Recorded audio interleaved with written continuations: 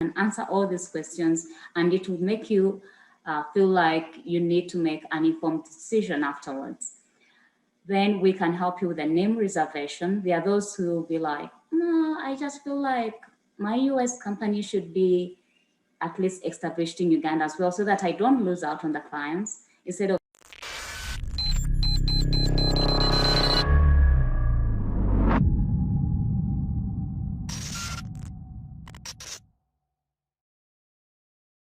Hey, it's Kellen, and today, I have a treat, and it's late night, you guys, over here. It's early in Uganda, where my guest, Tinah Namatovu from Expat Assist, is going to be joining me. And when she joins me, just so you guys know, I am drinking High Kessler gin. Gin is back in, and I thank them for that gift. As always, cheers. Tinah, it's too early for you to drink with me, but you can have, some good juice or some water. But, I saw your interview on another platform and you had reached out, and I really appreciate it. Welcome to the show. Tell us what Expat Assist is all about. Thank you, Kelly. I'm Tinah Namatovu once again, and I'm coming in from Expat Assist Uganda. I'm happy to be here. Thanks for accepting my invitation. Yes, I reached out because I believe I have something great to share with the rest of the world, especially coming in down here from Uganda. Expat Assist is a company that has been in operation since 2016, and we do major services concerning relocation, immigration services, and business registration services for those who actually are planning to invest in Africa, especially Uganda. If you're planning to have a relocation and you're wondering, where should I go? Who can be the contact person? And you're all bothered about how is the environment there, because even before you make that decision, you would need to have someone to talk to for the bigger steps. And for those who are planning to come and invest in Uganda, we have a whole business registration package that we can always walk you through, and the immigration, because as I always tell people, you can never stay illegal within the country. So you have to get your immigration sorted. Definitely. Now, your links will be in the description box, but let the people know, especially Americans who are always so eager to see what, Africa has. They hear about the good things. They saw Wakanda. They got excited. They saw people with great stories in Ghana, but is it a full, one-stop shop where you do everything from their documents to finding them housing? What about jobs? Give us the whole rundown, if you would. All right. Expat Assist is actually a one-stop center where you can just walk in with nothing and get a very full package. You walk in with your inquiry, and we help you make sure that your dream comes true. So this is how it works. Someone contacts us and says, guys, I'm ready to come down to Uganda and I want to know what it's all about. So we give you a country orientation. We give you how the system works. We take you through the taxes. We take you through the immigration, how it works, just online, before you even make the decision to say, I'm coming. And once you're down here, we help you with your visa so that you are legal in the country. And those who want to be picked up at the airport, those who want to have temporary accommodation, we can always look for you a hotel to stay. And those who are planning to stay for long, like on a permanent basis, definitely we do the housing. We do the housing, and it will always depend on your budget. There are those who are cheap, there are those who are moderate, and there are those who are going to go luxurious. So it will all depend on your budget. There are those who have children, and we actually take good care of the children. We have a system where children can be enrolled in school, so we can look for them the good international schools so that they don't miss out. And there are those who want their kids to still be in Uganda but stay back in the US. That is also a program that we actually organize. And when we are looking at immigration, there are those who are planning to temporarily stay in Uganda, and there are those who are trying to stay longer. So we look into your situation and say, are you looking for a short visa? Are you looking for some work temporarily so that we can get you a special pass? And there are those who are actually trying to get a work permit for long, and there are those who are looking into residency. Currently, I've been having a lot of people calling me about the investors visa and also the retirement visa. So we have been actually been linked with the government to let them know that this is what people want. And they are telling me right now we have a gazetted visa for retirement. And as soon as it gets passed, trust me, it's going to be good. And people who are going to enjoy it will be really like, because they're telling me it's going to cost like 1,500 only, and it's going to be brilliant. So we also have a package concerning business registration. And this is a package where we start with your own orientation. We start with your consultation of what exactly do you want to do? What do you feel like Uganda has to offer for you? Which questions do you have about investment? Do you want to invest in a sector that is running very smoothly in Uganda? Do you want to start something that is creative? There are those who are planning to start nonprofits. So we actually do advise according to what a person wants and also what is in trend. We are having a lot of investment in agriculture because almost 80% of Ugandans actually depend on agriculture. And also there is a very big market within the surrounding areas. So those who are planning to come into the agriculture, we are having those who are coming into oil and gas. You know, they have recently discovered that Uganda has oil and gas. So it is such a very big move for people who want to come into transport, for those who want to come into mineral mining. It is such a big opportunity for them to know exactly what is the tax implication, how is the business set up, how is the repatriation of profits and everything like that.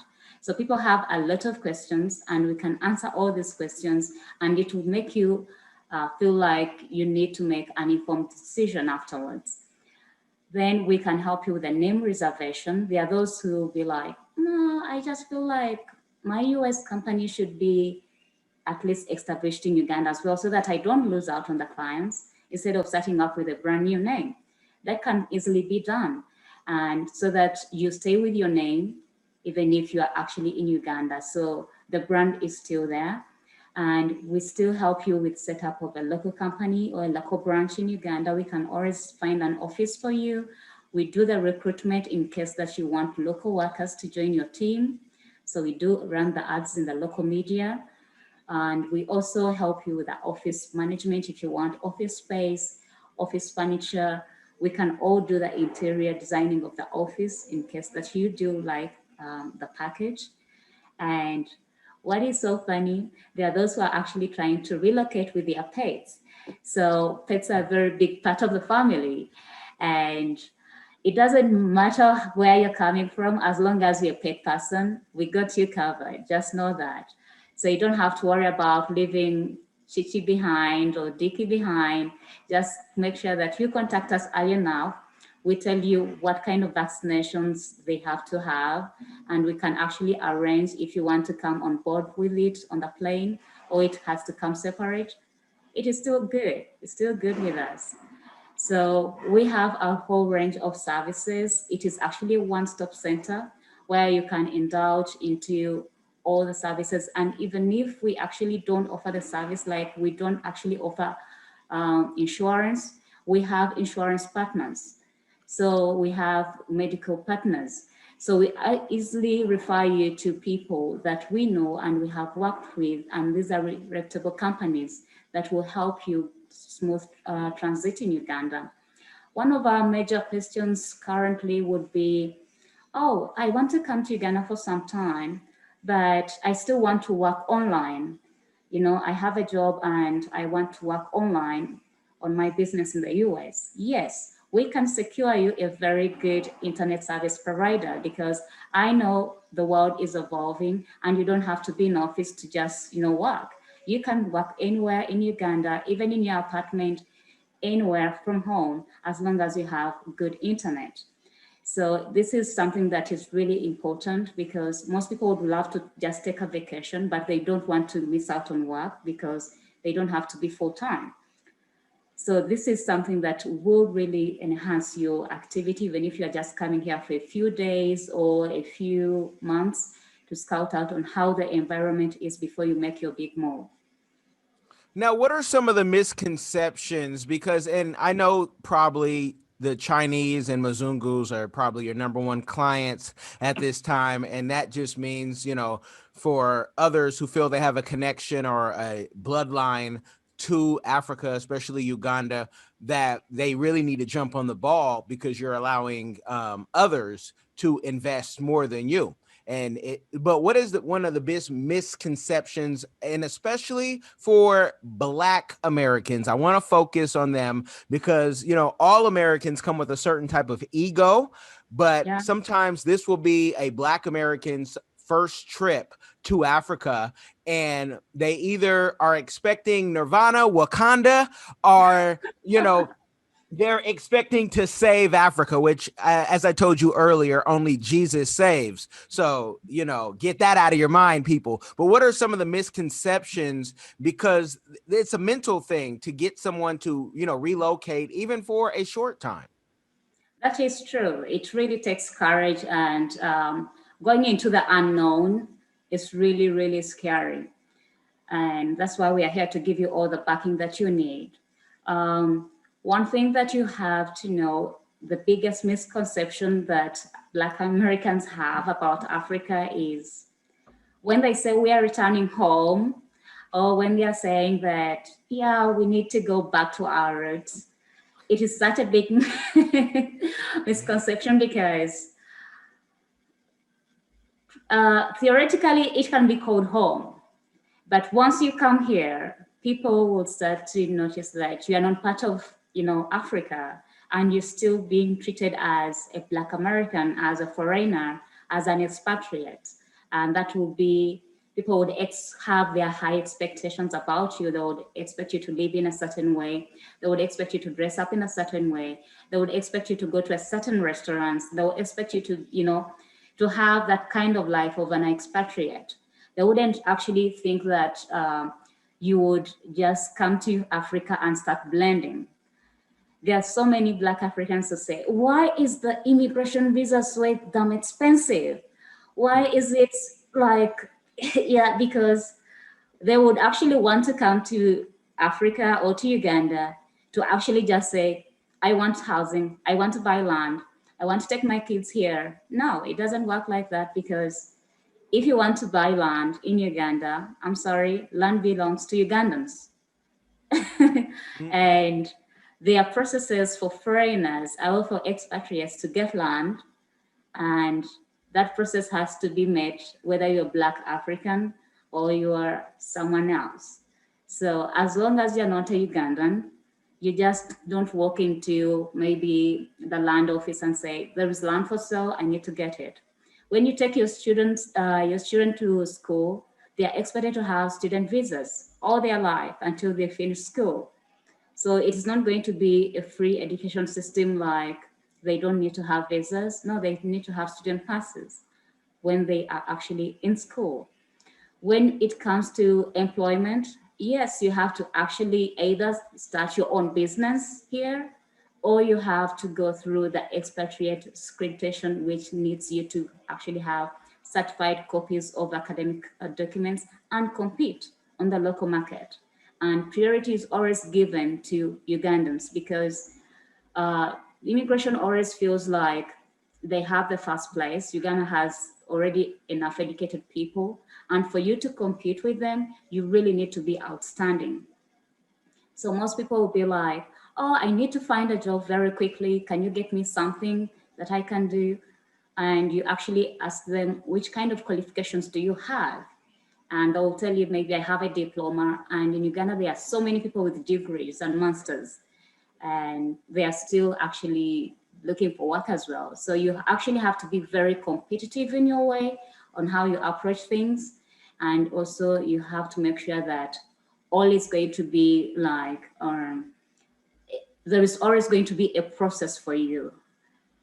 It is not going to be something that you just walk in and walk out of it. It's going to always be a process. There is another thing that I believe Black Americans need to really take care of it is make sure that whenever you're going to move to Africa, especially if you're going to come to Uganda, you need to move with your certificate of good conduct. This is something that Uganda really takes like, very, very serious.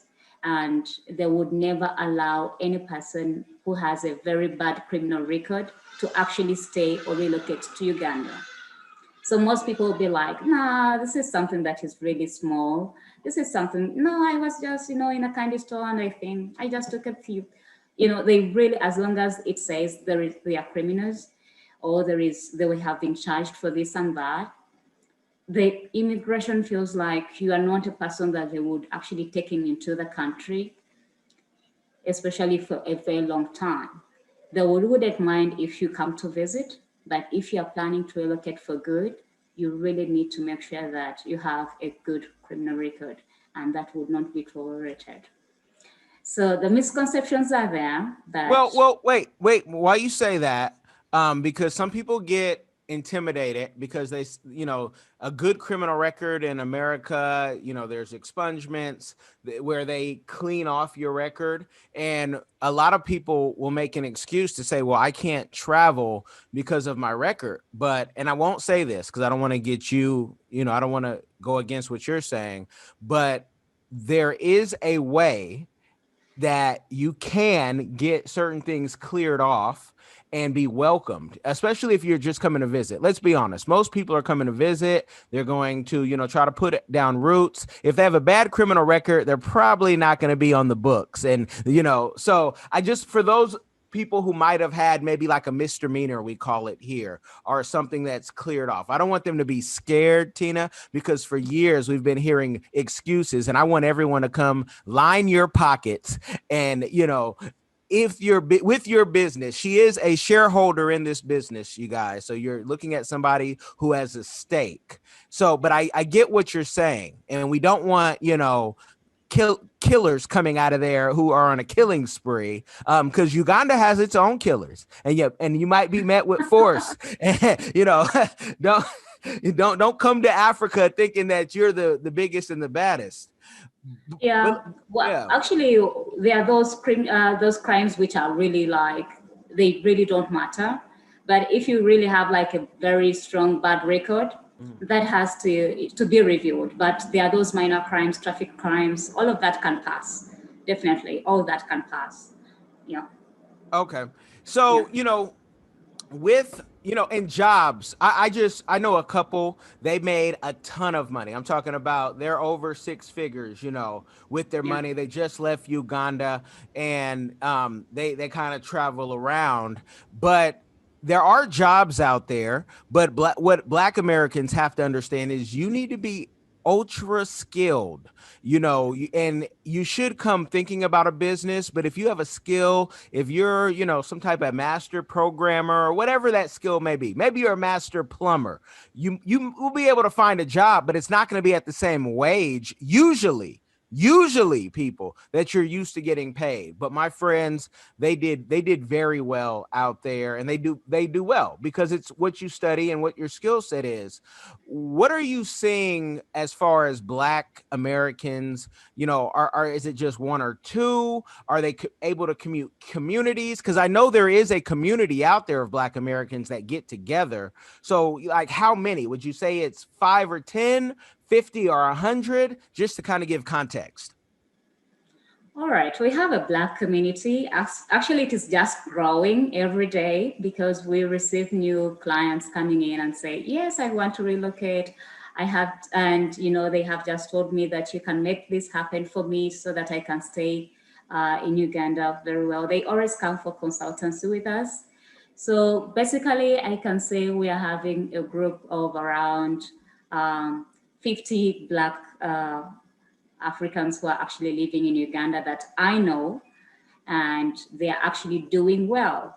As you actually had mentioned that even if you have a skill, you have to better it in a way that you are actually outstanding. And these guys are trying to make it work out here.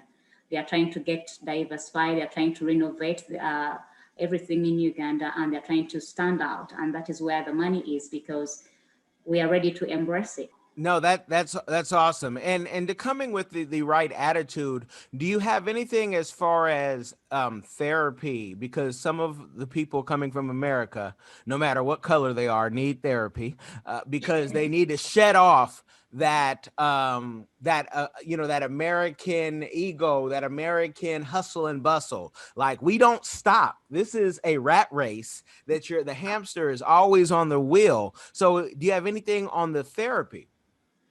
On the therapy sections, actually, we call that like private consultancy, where we always have like a one-on-one with someone and orient them about our own culture and the expectations of the local community and how they can actually integrate. We call that country orientation. So it has a lot of things, which is kind of therapeutical in a way that they have to blend in within the community and make sure that they feel well.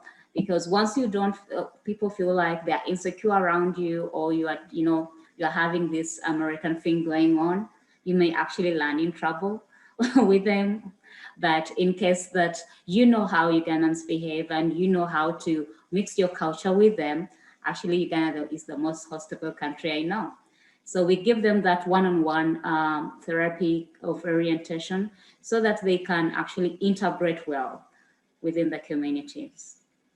There are those Okay. who want to live maybe in the urban centers. There are those who want to, to go into the rural areas. So every area in Uganda has kind of a different setting on how you have to handle the people there.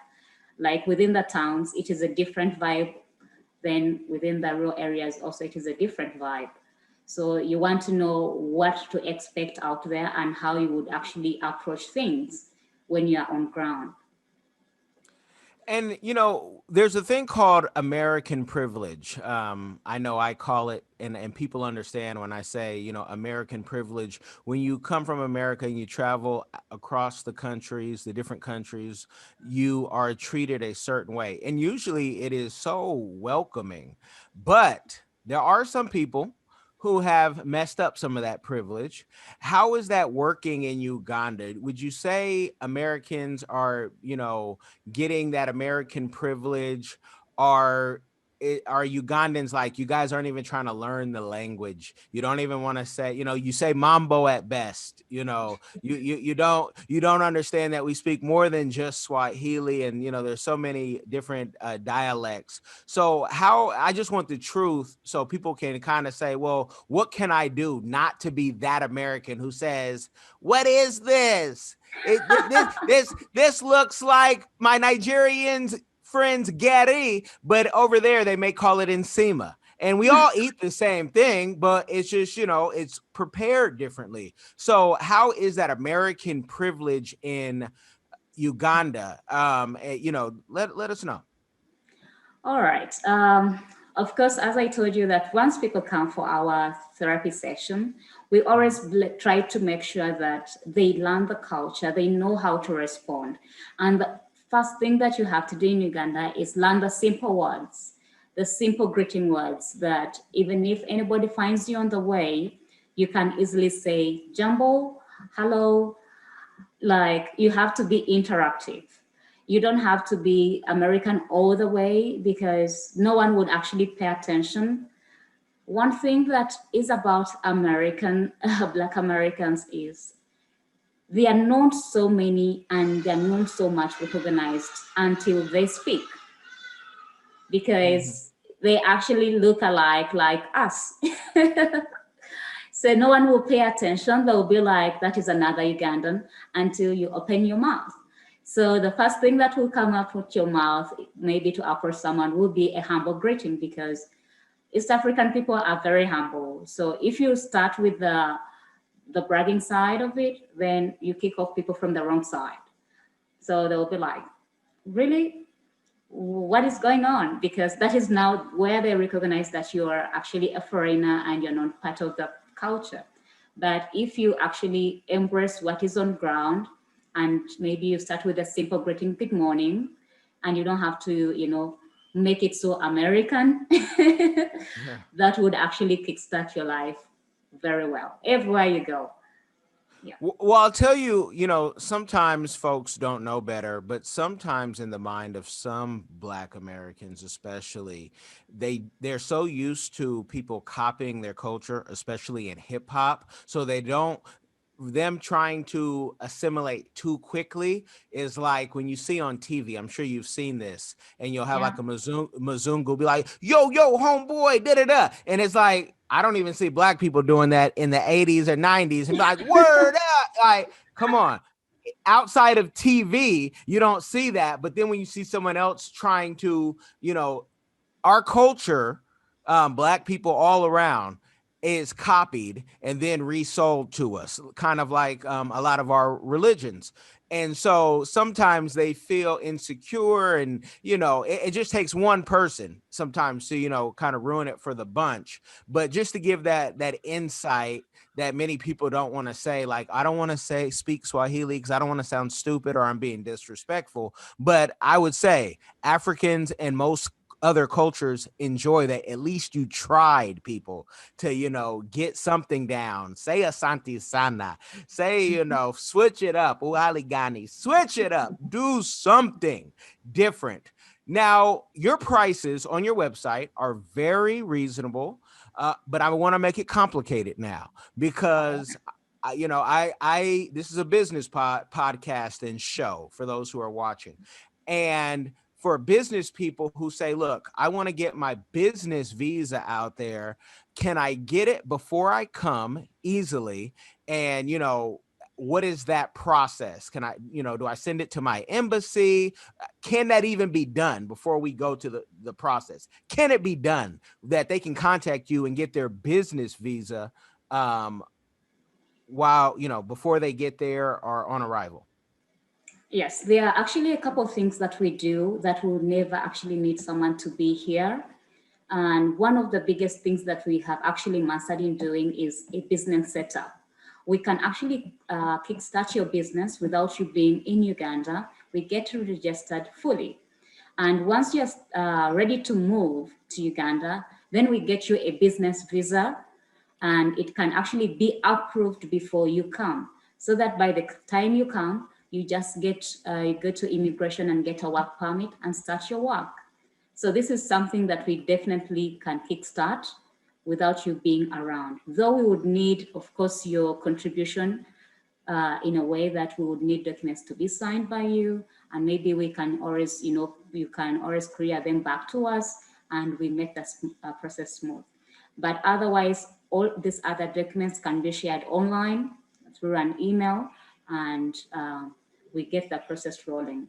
So you don't have to be physically in Uganda to make some of these processes start. Okay, now you've opened up a whole nother door. You can start the business and have that all set up. I'm gonna mess up the first part, Kiasi Gani. I want to know how much is something like that right now in late 2020, early 2021. What does that look like to start a business? Let's say it's a consulting business, one of the best consulting businesses in the world. You want to set it up right there in Uganda. How much does that cost? How long does it take? One thing that I have to start this with is you can start your own consulting business as a sole person, as one person, or you can start your business with other members, whether they are Ugandans or they are from your other side. So it is no problem in Uganda, because what the misconception about is people always fear to start businesses saying that, oh, but I don't have any Ugandan friends that I want to partner up with. No, you don't need friends in Uganda to start your own business. You can start your business as a sole person, a sole director to your own consultancy. And once we get your name of what you need to call your business, we actually kickstart the registration. And we do that at $1,500. And the government fees is actually 1,000. So it's a total of $2,500 for a foreign company, and also a total of 1,500 max for a local company. And that can actually be done within 3 weeks. after 3 weeks, 3 weeks. I love a person who knows their numbers. And so let's say they start a business in Uganda. What does the tax system look like? Because America is one of those countries, one of the rare ones at that, that even though you might leave, you still owe tax. So if I'm gonna, still have to pay tax and I get a $90,000, credit, but if you make over that, now I still got to pay America their tax, give to Yeah. Caesar what's his. But now, Uganda, Yosemite is gonna say, I need my money too. So as a foreigner who's not yet a citizen, on a business visa, how much tax are they going to have to pay? Actually, if they are earning from the business and they are taking a salary on a monthly basis, there is what we call pay as you earn. You actually pay according to how much you get, However, if it is just a person who is just doing consultancy and they are saying that we shall declare our income at the end of the financial year, that will only be done. You only have to file a tax return, an income tax return, just once a year, declaring what you have. Then the government will actually access what you have to pay to them. Okay, let's say it's $100,000. What could that look like? Because I just want to give kind of some insight what that may look like for someone, because you're gonna have to pay Uganda and have to pay America, so you need to prepare now. Yeah, true. So the tax implications to if someone is actually earning between, let me say, if you're gonna earn around $2,000 to maybe $4,000, so you may actually pay a tax of around $600 For the year? No, not for the year, monthly. Monthly. Okay, 600. Yes. Okay, I almost dropped my So glass. Okay. I was like, hold on. Okay. Okay. So 600 monthly, but you can pay it at the end of the year. So I mean yeah. that's a great that's a great, Yeah. okay. So I Okay. believe that is a good, a very good way whereby you actually don't pay yourself a salary as a director.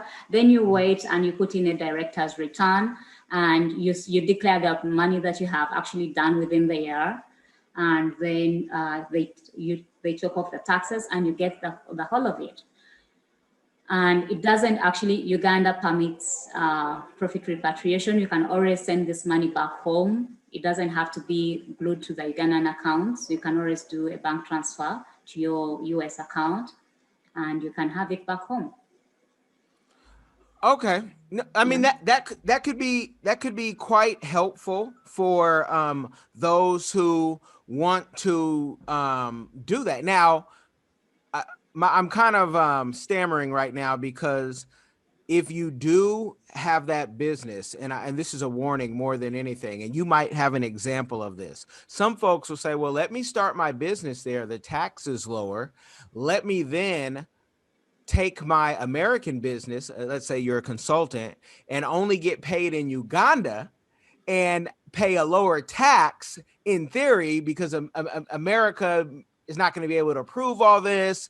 There's all type of cryptocurrency and all type of ways. Have you seen people like get burned in Uganda and then escorted home because they tried to play like some trickery game? They came to Uganda to try to save money and then end up, having to get kicked out, maybe not by the Ugandan government, but by Yeah. their own government, saying, you know what, tax fraud. Have you seen that at all?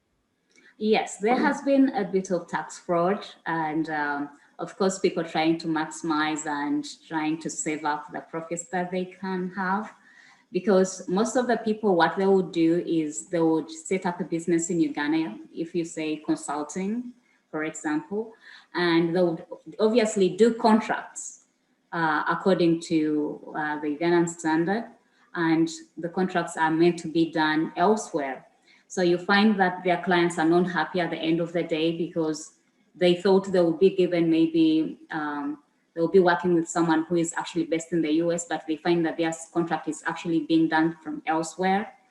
So most of the time they always call on the legal departments here to say, can you look into this person, because they are trying to be funny in a way.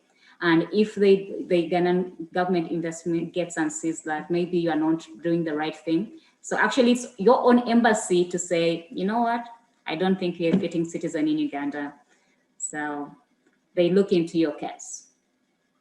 Okay, so that's a great warning not to, try that. How did you get into this?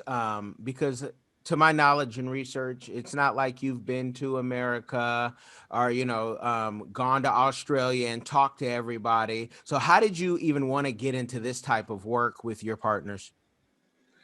Actually, one of my managing partners, he's called Ian Parker. We have been in business with him on different projects for the last 8 years. So when I finished school, we had a project called 3D Pursuit, which was more or less like an educational program for school-going children. We would actually have this on a very big basis that we used to make outdoor shows. Now that COVID has kicked in, of course, the shows are restricted. But we have been doing that, and also advertising. There's an advertising guru out here. So we have been working hand in hand. So when the opportunity came for us to do, actually it came when one of our friends called Bill Smith got cheated. He had to pay $7,000 and then another $10,000 to a lawyer who had to do his company registration in Uganda. And Ian was actually complaining about it over coffee in the morning and say, how can Bill so be dumb? This is not right. That lawyer is just a scam. And we actually say, you know what? We're going to start our own investment whereby we help people make sure that they can legally be in Uganda and set up their own entities and make sure that all the formalities have the right process. So we actually started up a business called businessformations.com. So we started up and we actually had most of our friends come to us for the business registration. And we actually did a lot of other services, which included immigration and relocation. We had one of our friends called Don Goman coming in from the US. He had children. So it actually gave us like a ground on how to try this.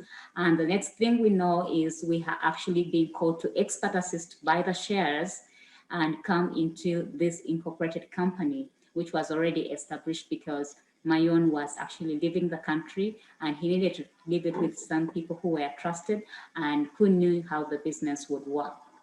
So that is how we actually came into Expat Assist. It came as a joke one morning as we were having coffee about our friend being ripped off by a lawyer. And then here we are. No, that's awesome. Something about your vibe, your glow. I know I mean, I thought maybe you might have already, sold a company or two and said, I'm just going to do this for the rest of my life because this is just, fun and exciting and part of my purpose. I know that there'll be listeners who, for all the press that you're going to be doing, who want to reach out. They're probably going to ask you too, what skin products are you using? So because you are glistening, with just positivity and like a welcoming aura outside of, maybe Expat Assist, maybe it's inside. With all the success that you guys are having, what is a community give back that you are doing now or that you want to do in the future? What we are actually trying to do currently, we are trying to set up a foundation whereby we could actually give back to the community in Uganda. And also the people that have worked with us can actually even contribute to that. Because most people would want to say, where do I begin from and how does this go? As I told you that we have a project called 3D Pursuit that actually works within schools. So we have seen how unprivileged some of those children are, and we have actually tried to do a program that will actually enhance their ability to stay in school for long. And so we help out with some of the scholarship packages. We help out with some of the students who want to go out to get their skills. There are those who want to be helped out with some scholastic materials, but also we do give back to our clients. We do give back to our clients because we have actually a very visa discount when it comes to our clients. Like families who are trying to relocate, we always give a free visa to children. If you have like kids, we can always give you a free visa to your children so that we process it free. And maybe we do the school orientation free of charge. We look for them the school. If there is a medical case that we can handle for them, we don't actually charge for that. This is something that we are happy to be part of, and also make sure that you are in Uganda in a settled ground. We have even a few packages when it comes to our business. There are those who want to look into housing, who wants to look into, of course, setting up offices. There are those things that on our first meeting, it's not all about money, but most times it's all about understanding the needs of our clients. So all those sections are actually free consultancy. So it is you gaining up the courage and saying, you know what, Tina, I think I want to have a Thursday morning with you in office and we look over this. It's not going to cost you any money at all. I'm actually going to buy you the coffee and we're going to look through your situation and you are going to work out knowing that this is what you want to think about and you're going to come back to us with a decision. That, I mean, you guys are going for sainthood with the free kids. Who does that? I've researched companies. I'm gonna tell you guys, I don't know anybody doing your kids are welcome too. Is there anything, just to throw out any rumors? I have a website called mallofafrica.africa that I shared with you before we did this, and we talk about residency and dual citizenship. But as far as you know right now, is there anything for citizenship by investment in Uganda? By far, we don't actually have that, but I believe within the next 2 weeks, as I told you from the beginning, that there has been a citizenship by investment that has been gazetted to be introduced. So we Okay. are actually waiting on the government to give it a go-ahead. We are actually like buttons up with that. We are already pressing their buttons to give us that. And with the moment it is out, definitely we are going to communicate how the procedures is going to be and how much someone has to put down so that they can come here and enjoy citizenship in Uganda. Have you heard any rumors of how much it may be? Is it like Kenya, 100,000? Or have you heard anything that, while having coffee, that you might have been like, oh, interesting? Um, by investment, no, but I have heard about the retirement visa. For those who are actually trying to retire back home and you're of age, it's only going to cost you 1,500 per year. I'm of age, so I mean, Retirement age. that's such a subjective thing, because you have so many people doing great things in the world where they're like, hey, I mean, you have now people also who are lying, saying, hey, I retired at 25, but if you sign up for my program, I can show you how I did it. It's like, no, you didn't retire, you're still working. Yeah. You're trying to recruit people. So okay, so I can't wait. And I please, when you do hear about that, share it with us. Maybe you guys will have a link on your website. And even Yes, though, definitely. yeah, we can put it out there no matter when it's concrete. But I mean, this game is just, it's priceless. Are you, in your company, are you guys going to write a book, maybe make a film about how the process is? Because Americans are lazy, and we like to, sometimes it's the visual, sometimes it's just the audio.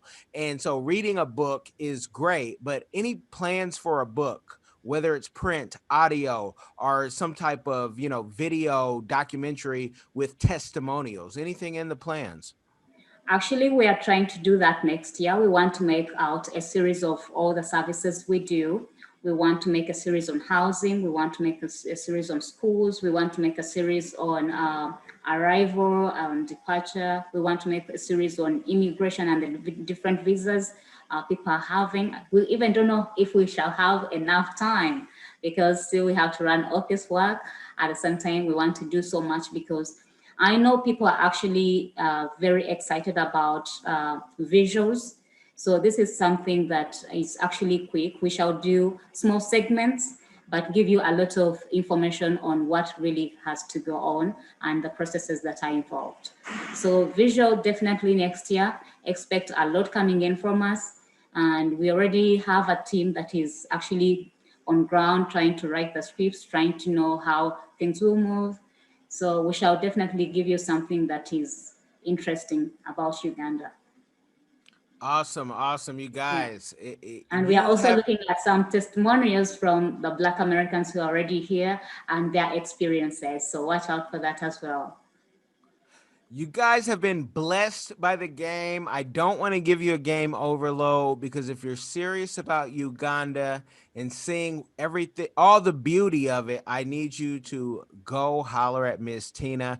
I think maybe the last question, because I can already hear somebody, okay, we can get the visas, and set everything up. When they get the visa, can they get the East African visa or just for Uganda visa? You can actually, it will depend on the visa that you want. If you want to go all the way to other East African countries, please feel free to apply for the East African visa because once you have that, you don't have to pay any other visa when going to other African countries around the East African countries. And if they However, hire, oh, go ahead. Go ahead. However, the East African visa is not extendable if you only stay in Uganda.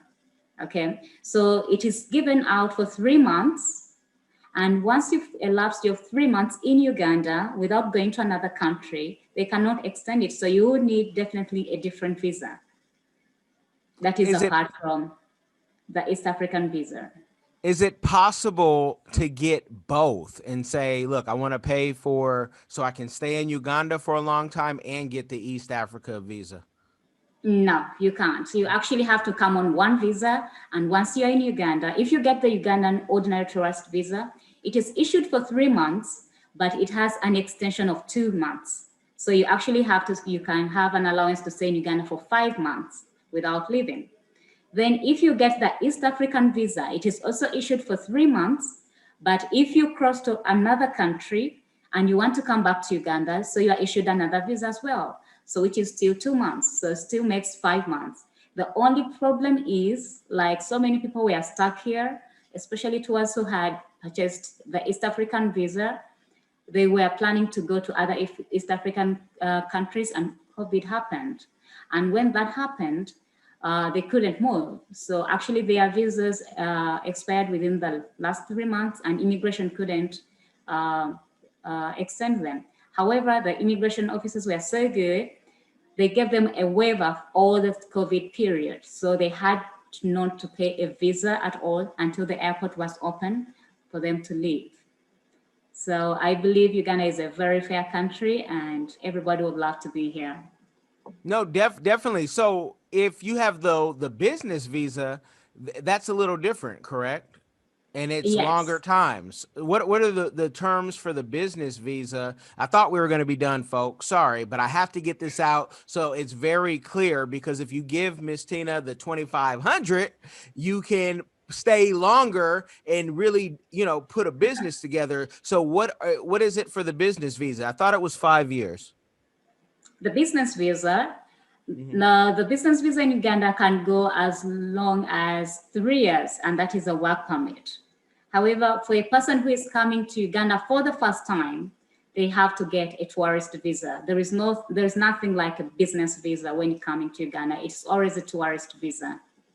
Okay, so even if they hire you to open their business in Uganda before they get there, when they first come, they still have to get the tourist visa. Then Yes. when they get there, they can pay to get the business visa and they could stay up to 3 years. Is that correct? Yes, the thing is, once they actually have their business settled out here, we do the application, and the application can be actually approved even if they are not here. So we send them the approval letter. So when they actually reach the airport, they can get a visa on arrival, which is like $50, which can go up to 3 months. And once within that period, they want to look around, go, try to travel, they can. And then when they feel like, oh, we need to start work, we just go to immigration with them and get their visa already in their passport, because all the formalities will be up.